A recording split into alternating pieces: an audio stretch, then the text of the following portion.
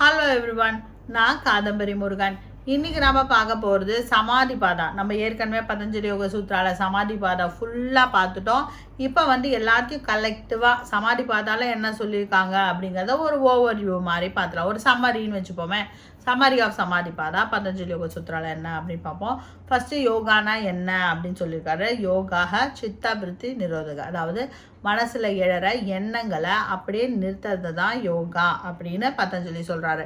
So அதுக்கப்புறம் என்ன சொல்கிறாருன்னா, மனசில் எழற எண்ணங்களை 2 வகையாக பிரிக்கலாம். ஒன்று துன்பம் தரக்கூடியவை, இன்னொன்று துன்பம் தராதவை அப்படின்னு பிரிக்கலாம் அப்படின்னு சொல்கிறாரு. இப்போ அதுக்கப்புறம் அதையே 5 வகையாக பிரிக்கலாம் அப்படின்னும் சொல்கிறாரு. ஸோ இப்போ இந்த 5 வகையான துன்பங்கள் துன்பம் தரக்கூடியவை இந்த எண்ணங்களை என்னென்ன பண்ணால் நம்ம மைண்டை கண்ட்ரோல் பண்ண முடியும் அப்படிங்கிறது தான் இந்த சமாதி பாதத்தில் சொல்லியிருக்காங்க. ஸோ அதுக்கு என்ன பண்ணணும் அப்படின்னா, ப்ராக்டிஸ் அண்ட் டிசையர்லெஸ்னஸ், அதாவது அபியாசா வைராகியா, அதாவது ஒரு திரும்ப ஒரே விஷயத்தை நம்ம பண்ணணும், அதுதான் ப்ராக்டிஸு. அதுக்கப்புறம் அதில் ஒரு பற்றற்ற நிலையில் ப்ராக்டிஸ் பண்ணணும்.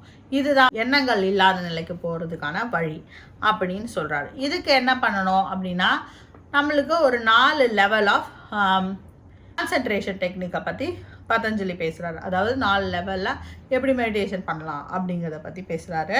4 வகையான கான்சன்ட்ரேஷன் டெக்னிக்கை சம்பிரஜாத சமாதி அப்படின்னு சொல்கிறாரு. இது இல்லாத இன்னொரு டைப் ஆஃப், அதாவது விதர்க்க விசார ஆனந்த அஸ்மிதா, இதுதான் சம்பிரஜாத சமாதின்னு சொல்கிறாரு. இது இல்லாத ஒன்று, இதுக்குள்ளே அடங்காத ஒரு விஷயமா ஒரு சமாதியும் இருக்குது அப்படின்னு சொல்கிறாரு. அதை நம்ம அசம்பிரஜாத சமாதி அப்படின்னு சொல்கிறோம். அதாவது இந்த சமாதி இல்லாமல் இன்னொன்று, இதில் இது எதுவுமே ஒரு மனுஷனால் இந்த மெடிடேஷனே பண்ண முடியல அப்படின்னா என்ன பண்ணுறது? அடுத்து அவங்களுக்கு என்ன ஆப்ஷன் அப்படின்னு பார்த்தோன்னா, அவங்களுக்கு ஈஸ்வர பிரணிதானம், அதாவது பக்தி மார்க்கத்தில் கடவுளை அப்படியே சரணாகதி அடையிறது தான் அவங்களோட வழி அப்படின்னு சொல்கிறாரு. ஸோ இப்போ இந்த கடவுள்னா யார் அப்படின்னு பார்த்தீங்கன்னா, விருப்பு வெறுப்பு காலம் நேரம் தேசம் எதுவுமே இல்லாத ஒருத்தர் உயர்ந்த நிலையில் இருக்கிற ஒருத்தர் தான் ஈஸ்வரன்.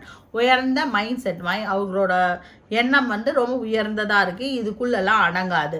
விருப்பு வெறுப்பற்ற நிலையில் இருக்கும். அவங்களுக்கு ஆக்ஷன் கிடையாது, கர்மா கிடையாது, எதுவுமே கிடையாது, அப்படி குணங்கள் கிடையாது. இந்த மாதிரி ஒரு நிலையில் இருக்கிறவருக்கு தான் ஈஸ்வரர். இவரோட சவுண்டு என்ன, இந்த கடவுளின் சத்தம் என்ன அப்படின்னு பார்த்தோன்னா, ஓமுங்கிற சத்தத்தில் அவரை நம்ம ஓமுங்கிற சத்தம் அவரை ரெப்ரசன்ட் பண்ணோம் அப்படின்னு சொல்கிறாரு. ஸோ இந்த ஓமுங்கிற சத்தத்தையே நம்ம கான்சென்ட்ரேட் பண்ணோன்னா, தட் இஸ் அதுலேயே நம்ம மெடிடேஷன் ஜபம் இதெல்லாம் பண்ணோன்னா என்ன ஆகும் அப்படின்னு சொல்கிறாருன்னா, 9 வகையான தடைகள், நம்ம மனசில் 9 வகையான தடைகள் வரும். அது மூலியமாக நம்மளுக்கு 4 விதமான சகபுவகாஸ்ன்னு சொல்லுவோம். 9 வகையான அந்தராயாஸ், 4 வகையான சகபுவகாஸ், அதாவது 9 வகையான தடங்கல்கள். அது மூலியமாக நமக்கு உடம்புக்கு வர சில பிரச்சனைகள், இதெல்லாத்தையும் ஒன்றா சரி பண்ணுறதுக்கு இந்த டெக்னிக்லாம் ஹெல்ப்ஃபுல்லாக இருக்கும். அதாவது இப்போ நான் சொன்ன அதாவது கான்சன்ட்ரேஷன் டெக்னிக், அப்புறம் அது முடியலன்னா இந்த ஓம் சாண்டிங் அதெல்லாம் பண்ணலாம்.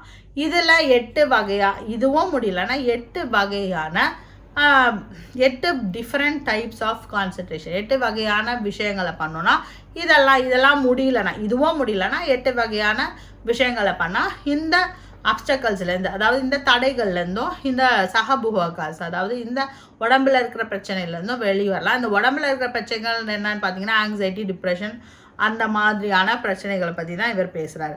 ஸோ இப்போ இதுலேருந்து எப்படி வெளியில் வரலாம், நர்வஸ் வீக்னஸ், அப்புறம் சுவாச பிரஸ்வாசனா மூச்சு திணறல், இதுலேருந்து எல்லாம் இப்படி வெளில வருது.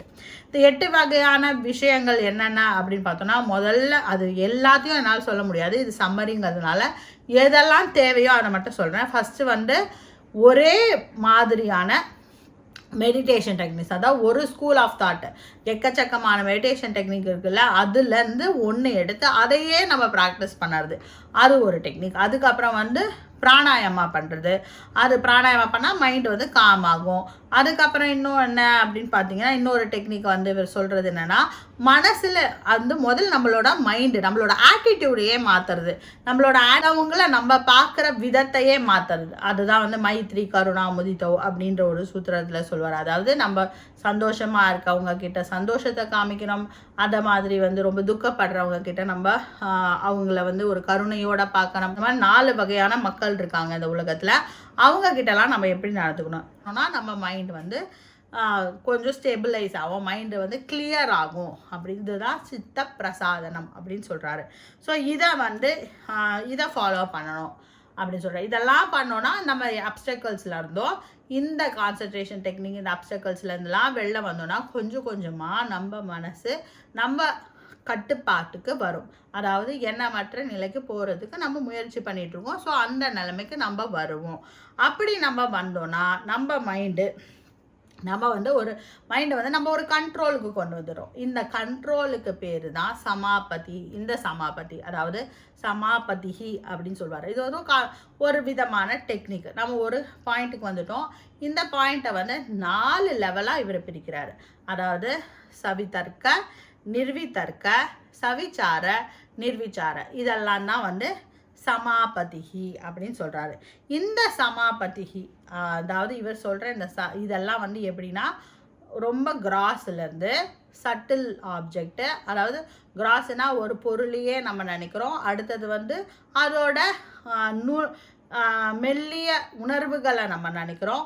அதுக்கப்புறம் ஒரு எதுவுமே இல்லாத சவிதர்க்க, நிர்விதர்க்க, அப்புறம் சவிச்சார, நிர்விச்சார. அதாவது சவிதர்க்கவும் நிர்விதர்க்கவும் ஒரு ஆப்ஜெக்டை, இந்த உலகத்தில் இருக்கிற இந்த பிரபஞ்சத்தில் இருக்கிற எல்லா விஷயத்தை பற்றியும் நம்ம மைண்டில் போட்டு அதை வந்து நம்ம ஒரு மெடிடேஷன் டெக்னிக்காக யூஸ் பண்ணணும், அதெல்லாம் டூல்ஸாக யூஸ் பண்ணணும். அதெல்லாம் தான் இந்த விதையுள்ள சமாதி தான் சபிஜ சமாதி. இதை மாதிரி பண்ணிகிட்டே இருந்தோம்னா நம்ம மனசில் எழற எண்ணங்கள் கொஞ்சம் கொஞ்சமாக குறைஞ்சிரும். அதுக்கப்புறம் மனசில் எண்ணமே இல்லாத, அதாவது சம்ஸ்காராஸ் அப்படின்னு சொல்லுவாங்க, அதாவது மைண்டில் இம்ப்ரின்ஸ் இருக்கும் இல்லையா, நம்ம நிறைய இம்ப்ரின்ஸை வச்சுருப்போம், நிறைய விஷயங்களை நம்மளுக்கு தெரியும். இதெல்லாமும் கொஞ்சம் கொஞ்சமாக குறைஞ்சி ஒரு பாயிண்ட்டுக்கு வருவோம். இந்த பாயிண்ட்டில் வந்து நம்மளுக்கு எதுவுமே ஞாபகம் இருக்காது. நம்ம வந்து இந்த படித்த விஷயங்களையும் மறந்து தன்னை மறந்த நிலையில் இந்த இயற்கையோட கலந்து நிற்க போகிறோம். இந்த உங்களுக்கு எல்லாமே எதுவுமே ஞாபகம் இருக்காது. நீங்கள் வந்து அந்த இயற்கையோட கலந்து நிற்க போகிறோம். இதுக்கு பேர் நிர்பீஜ சமாதி, அதாவது விதையற்ற சமாதி அப்படின்னு சொல்லுவோம். ஸோ இதுதான் வந்து ஒரு ஓவர்வியூ. இப்போ சமாதி பாதால என்ன பார்த்தோன்னு இந்த ஒரு சூத்ராவோட மீனிங் இதெல்லாம் வந்து நம்ம ஆல்ரெடி ஏற்கனவே பார்த்துட்டோம். அதெல்லாம் நீங்கள் முன்னாடி போட்ட பதாஞ்சலி யோக சூத்ரா வீடியோஸை பார்த்தீங்கன்னா உங்களுக்கு புரியும். ஸோ இந்த வீடியோ உங்களுக்கு பிடிச்சிருந்தா உங்கள் ஃப்ரெண்ட்ஸோட இதை ஷேர் பண்ணுங்கள். இதே மாதிரி அடுத்தடுத்த வீடியோஸை நீங்கள் பார்க்குறதுக்கு இந்த சேனலில் சப்ஸ்கிரைப் பண்ணுங்கள். இப்போ திருப்பியும் அடுத்த வாரத்துலேருந்து நம்ம சாதனை பாதை ஆரம்பிக்க போகிறோம். So be happy, make others happy. வாழ்க வளமுடன்.